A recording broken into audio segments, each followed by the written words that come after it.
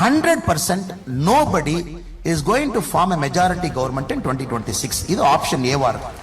500 நாட்களுக்கு முன்பு 234 தொகுதிக்கும் பாரதிய ஜனதா கட்சி உங்களுக்கு வேட்பாளரை அறிமுகப்படுத்தினால் 2026 பாரதிய ஜனತಾ ಕட்ಸಿಯ ಕಾಲ. ತಮಿಳುನಾಡು ರಾಜಕಾರಣದಲ್ಲಿ ಸದ್ಯ ಮಹತ್ವದ ಬೆಳವಣಿಗೆಗಳಾಗ್ತಾ ಇದೆ. ಎಲ್ಲರ ಗಮನ ಟಿವಿಕೆ ಯಾವಾಗ ಸ್ಪಷ್ಟ ಬಹುಮತ ಸಾಬೀತುಪಡಿಸಿ ಅಧಿಕಾರವನ್ನ ಹಿಡ್ಕೊಳ್ಳುತ್ತೆ ಅನ್ನೋದ್ರ ಮೇಲಿದೆ. ಫಲಿತಾಂಶ ಹೊರಬಿದ್ದು 3 ದಿನಗಳಾದ್ರೂ ಅತಿ ದೊಡ್ಡ ಪಕ್ಷವಾಗಿ ಹೊರಹೊಮ್ಮಿರೋ ಟಿವಿಕೆಗೆ ಇನ್ನೂ ಕೂಡ ಬಹುಮತ ಸಾಬೀತು ಮಾಡೋದಕ್ಕಾಗ್ತಾನೇ ಇಲ್ಲ. ಇದು ಒಂದು ಕಡೆ ಕುತೂಹಲ ಮೂಡಿಸ್ತಾ ಇದೆ. ಇನ್ನು ಟಿವಿಕೆಗೆ 5 ಕ್ಷೇತ್ರಗಳಲ್ಲಿ ಗೆದ್ದಿರುವಂತಹ ಕಾಂಗ್ರೆಸ್ ಬೆಂಬಲ ಸೂಚಿಸಿ ಕೈ ಜೋಡಿಸಿದೆ. ಉಳಿದ ಸ್ಥಾನಗಳಿಗೆ ಸಣ್ಣ ಪಕ್ಷಗಳ ಮೊರೆ ಹೋಗಬೇಕಾಗಿದೆ. ಹೀಗೆ ಅತಿ ದೊಡ್ಡ ಪಕ್ಷವಾಗಿ ಹೊರಹೊಮ್ಮಿದ್ರೂ ಸರ್ಕಾರ ರಚನೆ ಮಾಡೋದಕ್ಕೆ ಟಿವಿಕೆ ಪರದಾಡ್ತಾ ಇದೆ. ಇದನ್ನ ನೋಡಿ ಬಿಜೆಪಿಯ ಬೆಂಬಲಿಗರು ತಮ್ಮ ಪಕ್ಷ ಹೆಚ್ಚು ಸೀಟ್ಗಳನ್ನು ಗೆದ್ದಿದ್ರೆ ಇದೊಂದು ಸುವರ್ಣಾವಕಾಶ ಆಗ್ತಾ ಇತ್ತು ಅಂತ ಮಾತನಾಡ್ಕೊಳ್ತಾ ಇದ್ದಾರೆ. ಹಾಗೆ ಇದೇ ಸಿಚುವೇಶನ್ ನಲ್ಲಿ ಈಗ ನಡೀತಾ ಇರುವಂತ ಡೆವಲಪ್ಮೆಂಟ್ ಬಗ್ಗೆನೆ 2 ವರ್ಷದ ಹಿಂದೆನೆ ಬಿಜೆಪಿಯ ಮಾಜಿ ರಾಜ್ಯಾಧ್ಯಕ್ಷ ಅಣ್ಣಾಮಲೈ ಅವರು ಒಂದು ಭವಿಷ್ಯ ನುಡಿದಿದ್ರು. ಅದು ಈಗ ಎಲ್ಲರ ಗಮನ ಸೆಳೀತಾ ಇದೆ. ತಮಿಳುನಾಡಿನಲ್ಲಿ ಅತಂತ್ರ ಪರಿಸ್ಥಿತಿ ನಿರ್ಮಾಣವಾಗುತ್ತೆ, ಹಾಗಾಗಿ ಬಿಜೆಪಿಯನ್ನ ಬಲಪಡಿಸಿ ಅಂತ ಅಣ್ಣಾಮಲೈ ಅವರೇ ಮಾತನಾಡಿದ್ರು. 2024ರಲ್ಲಿ ಮಾತನಾಡಿದ ಅಣ್ಣಾಮಲೈ 100% 2026ರಲ್ಲಿ ಯಾವ ಪಕ್ಷ ಕೂಡ ಸ್ಪಷ್ಟ ಬಹುಮತ ಪಡೆಯೋದಿಲ್ಲ. ತಮಿಳುನಾಡು 2026ರಲ್ಲಿ ಇದೇ ಮೊದಲ ಬಾರಿಗೆ ನೈಜ ಮೈತ್ರಿಯನ್ನ ನೋಡುತ್ತೆ. ಹೀಗಾಗಿ ನಮ್ಮ ಪಕ್ಷ ಬಿಜೆಪಿ 2024ರಿಂದ 2026ರ ಅವಧಿಯನ್ನ ಸರಿಯಾಗಿ ಬಳಸಿಕೊಂಡು ಶ್ರಮವಹಿಸಿ ಸ್ಥಳೀಯ ನಾಯಕರನ್ನ ಬೆಂಬಲಿಸಿ ಎಲ್ಲಾ 234 ಕ್ಷೇತ್ರಗಳಿಗೂ ಚುನಾವಣೆಗೆ 500 ದಿನಗಳಿಗೂ ಮುನ್ನ ಅಭ್ಯರ್ಥಿಗಳನ್ನ ರೆಡಿ ಮಾಡಿದ್ರೆ 2026 ಬಿಜೆಪಿಗೆ ಒಳ್ಳೆ ಟೈಮ್ ಆಗತ್ತೆ ಅಂತ ಹೇಳಿದ್ರು. ಅಣ್ಣಾಮಲೈ ಅವರು ಅಂದು ಹೇಳಿದ ಹಾಗೆ ಬಿಜೆಪಿ ಹೈಕಮಾಂಡ್ ಸ್ವಲ್ಪ ಒಂಚೂರು ಗಮನ ಹರಿಸಿ ಕೆಲಸ ಮಾಡಿದಿದ್ರೆ ಈಗ ಮೈತ್ರಿಗೆ ಕೈ ಜೋಡಿಸುವಷ್ಟು ಸೀಟ್ಗಳನ್ನು ಗೆಲ್ಲೋ ಪ್ರಯತ್ನ ಮಾಡಬಹುದಾಗಿತ್ತು. ಆದರೆ ಬಿಜೆಪಿ ಈ ಸಲ ಚುನಾವಣೆಯಲ್ಲಿ ಕೇವಲ 1 ಸೀಟನ್ನು ಮಾತ್ರ ಗೆದ್ಕೊಂಡಿದೆ, ಅದು ಕೂಡ 900 ಮತಗಳ ಅಂತರದಲ್ಲಿ. ಪ್ರತಿಯೊಂದು ಎಲೆಕ್ಷನ್ನಲ್ಲೂ ಕೆಲವರು ಮಿಂಚೋ ತಾರೆಗಳಾದರೆ ಮತ್ತೆ ಕೆಲವರು ಕಣದಲ್ಲಿದ್ದೂ ಕಾಣದ ಹಾಗೆ ಮಾಯವಾಗ್ತಾರೆ. ಆದರೆ 2026ರ ತಮಿಳುನಾಡು ವಿಧಾನಸಭಾ ಚುನಾವಣೆಯಲ್ಲಿ ಒಬ್ಬ ಪ್ರಭಾವಿ ನಾಯಕನ ಅನುಪಸ್ಥಿತಿ ಇಡೀ ದೇಶದ ಗಮನ ಸೆಳೆದಿದೆ. ಅವರು ಬೇರೆ ಯಾರೂ ಅಲ್ಲ, ಮಾಜಿ IPS ಅಧಿಕಾರಿ ಹಾಗೆ ತಮಿಳುನಾಡಿನ ಬಿಜೆಪಿಯ ಮಾಜಿ ರಾಜ್ಯಾಧ್ಯಕ್ಷ ಕೆ ಅಣ್ಣಾಮಲೈ.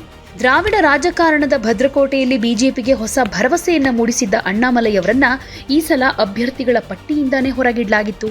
ಇದರ ಪರಿಣಾಮ ಬಿಜೆಪಿ ಕೇವಲ 1 ಸ್ಥಾನದಲ್ಲಿ ಗೆಲ್ಲೋ ಹಾಗಾಗಿದ್ದು. ಇದು ಪಕ್ಷದ ಕಾರ್ಯಕರ್ತರಲ್ಲೂ ಕೂಡ ಒಂದಷ್ಟು ದೊಡ್ಡ ಮಟ್ಟದ ಚರ್ಚೆಗೆ ಕಾರಣ ಆಗಿದೆ. ಕಳೆದ ಕೆಲವು ವರ್ಷಗಳಿಂದ ತಮಿಳುನಾಡಿನ ಬೀದಿಗಳಲ್ಲಿ ಮಾಧ್ಯಮಗಳ ಹೆಡ್ಲೈನ್ನಲ್ಲಿ ಹಾಗೆ ಡಿಎಂಕೆ ಎಐಎಡಿಎಂಕೆ ನಾಯಕರ ನಿದ್ದೆಗೆಡಿಸಿದ್ದ ಅಣ್ಣಾಮಲೈ ಈ ಸಲ ಕಣದಲ್ಲೇ ಇರಲಿಲ್ಲ. ಎಐಎಡಿಎಂಕೆ ಜೊತೆಗಿನ ಮೈತ್ರಿಗಾಗಿ ಬಿಜೆಪಿ ಹೈಕಮಾಂಡ್ ಅಣ್ಣಾಮಲೈ ಅವರನ್ನ ಪಕ್ಕಕ್ಕಿಟ್ಟು ಅಡ್ಜಸ್ಟ್ಮೆಂಟ್ ರಾಜಕಾರಣಕ್ಕೆ ಮುಂದಾಯಿತು. ವಿಜಯ್ ನೇತೃತ್ವದ ಟಿವಿಕೆ 108 ಸ್ಥಾನಗಳನ್ನು ಗೆದ್ದು ಅತಿದೊಡ್ಡ ಪಕ್ಷವಾಗಿ ಹೊರಹೊಮ್ಮಿದೆ. ಎಐಎಡಿಎಂಕೆ 47, ಬಿಜೆಪಿ ಕೇವಲ 1 ಸ್ಥಾನ ಮಾತ್ರ ಗೆದ್ದಿರೋದು. ಅಣ್ಣಾಮಲೈ ಅವರು ಬಿಜೆಪಿಯ ಮತ ಹಂಚಿಕೆಯನ್ನ 2 ಅಂಕಿಗೆ ತಗೊಂಡು ಹೋಗಿದ್ರು, ಆದರೆ ಅದು ಈಗ ಮತ್ತೆ 2.3ಕ್ಕೆ ಕುಸಿದಿದೆ. ಅಣ್ಣಾಮಲೈ ಇಲ್ಲದ ಬಿಜೆಪಿ ತಮಿಳುನಾಡಿನಲ್ಲಿ ಮತ್ತೆ ಸೊರಗಿದೆ.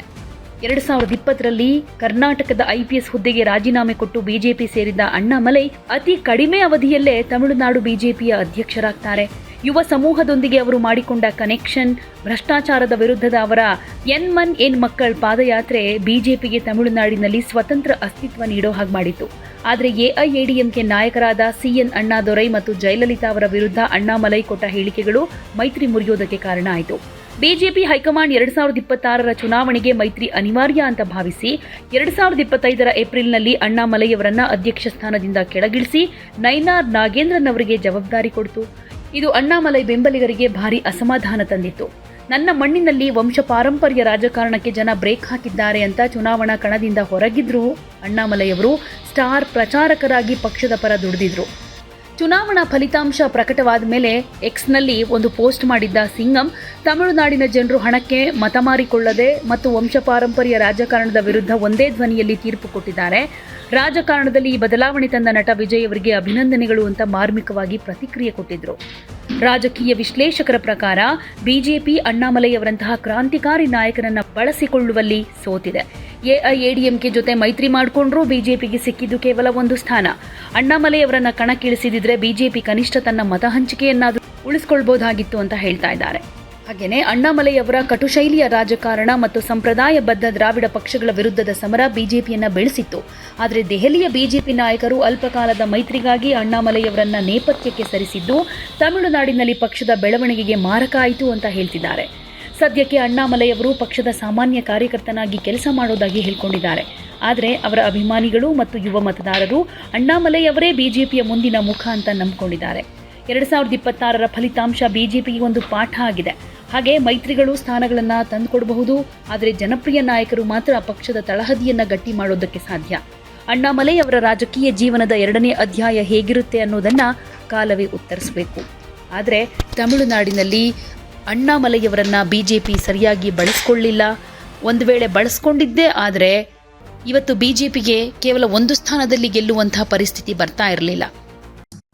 So 2024 to 2026 என்னை பொறுத்த வரைக்கும் sir, it will give two things. One, 100% nobody is going to form a majority government in 2026. இது option A வா இருக்கும். So Tamil Nadu will see a pure first time alliance in 2026, option 1. Or if parties like BJP, if we properly manage the period between 2024 to 2026 in a very professional way, if we do lot of hard work, if BJP is able to generate lot of grassroots leaders in all the 234 assembly constituencies, party is able to present you candidates at least 500 days before, not 1 week before, not 10 days before. 500 நாட்களுக்கு முன்பு 234 தொகுதிக்கும் பாரதிய ஜனதா கட்சி உங்களுக்கு வேட்பாளரை அறிமுகப்படுத்தினால் 2026 பாரதிய ஜனதா கட்சியினுடைய காலம். But உங்களுக்கு தெரியும், ஒரு தேசிய கட்சியில் இருக்கும், national party has got its own problem because it's a cadre driven party. So BJP ஒரு பார்ட்டி பார்த்தீங்கன்னா cadre driven party. So Tamil Nadu politics is lightly unique. So அதனால தான் ஆப்ஷன் ஏ ஆப்ஷன் பி சொன்னேன் சார். ஆப்ஷன் ஏ ஆப்ஷன் பியை தாண்டி option C போவதற்கு வாய்ப்பு இல்லை என்பது என்னுடைய தாழ்மையான கருத்து. திரும்ப we will not see one party in Tamil Nadu who will say I got 118, I got 130, I got 150. that is gone sir. அதாவது 2021 முடிஞ்சு போச்சு. 2026 either we will go for a pure alliance or parties like BJP, we take big risk. We completely redo our playbook. We completely reimagine our politics. We put our candidates 500 days before the model code of conduct. Then it is BJP's election sir. அதனால எப்படி அது போகுதுன்னு பொறுத்திருந்து பாப்பா சார். ஏன்னா என்னுடைய கிரேடுக்கு my rank and pay I can only disclose this much. Then everybody has to take that extra bit of courage. எல்லாரும் அந்த எக்ஸ்ட்ரா பிட் ஆஃப் ரிஸ்க் தமிழ்நாடுக்காக எடுக்கணும். But the party is ready, the cadres are ready, we believe it is our time. So I see a wonderful future for Tamil Nadu people. ஒரு வித்தியாசமான அரசியல் 2025 களத்தில் இருக்கும் என்பது என்னுடைய தீர்க்கமான ஒரு நம்பிக்கை. ಯಾವುದೇ ಸುದ್ದಿಯ ಅಪ್ಡೇಟ್ ಅನ್ನ ಮಿಸ್ ಮಾಡ್ಕೊಳ್ಬಾರ್ದು ಅಂದ್ರೆ ಈಗ್ಲೇ ಒನ್ ಇಂಡಿಯಾವನ್ನ ಸಬ್ಸ್ಕ್ರೈಬ್ ಮಾಡಿ. ನಿಮಗೆ ಬೇಕಾದ ಭಾಷೆಯಲ್ಲಿ ಎಲ್ಲಾ ಸುದ್ದಿ ತಿಳಿಬೇಕು ಅಂದ್ರೆ ಒನ್ ಇಂಡಿಯಾ ಆಪ್ ಅನ್ನ ಡೌನ್ಲೋಡ್ ಮಾಡ್ಕೊಳ್ಳಿ.